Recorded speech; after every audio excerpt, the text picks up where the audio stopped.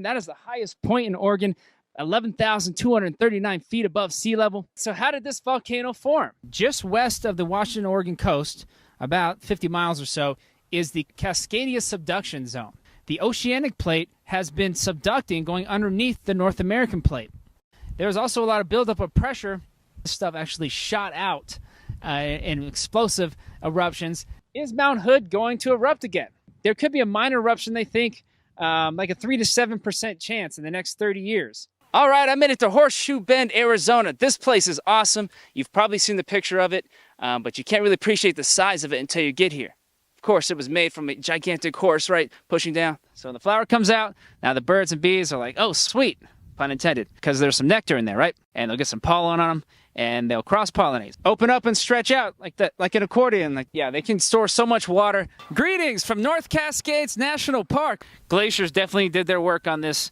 You know, as it goes, you go high in the atmosphere, you encounter low atmospheric pressure, temperature goes down. Remember that whole Pivnert thing from chemistry class? So yeah, what exactly is limestone? Like a limestone cow. Nope, like a rhinestone cowboy. So one of the things that's awesome and unique about Crater Lake is how blue the water is. This light can get deep into this water because it's so clear. The red, oranges, and yellows, they get absorbed into the water molecules. This blue gets scattered all over the place. 7,700 years ago, Mount Mazama couldn't take the pressure anymore, and it blew. 270 million years of formation to create this awesomeness. Lake Louise here in Banff National Park. Why is it so turquoise? It has to do with the glaciers. As they're sliding, they're actually grinding up the rock underneath into really small particles called glacial flour.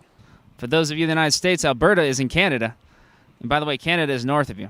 I kid. And a thermal low-pressure system develops at the surface, and air at the surface is trying to fill that in, so it'll start moving, bringing up humid air. So you get a lot of thunderstorms toward the end of summer. Summers in Death Valley are basically the hottest on Earth. August 2020, this thing showed 130 degrees Fahrenheit, which would be considered the highest reliable temperature ever recorded on Earth. The geology of Vanuatu is fascinating.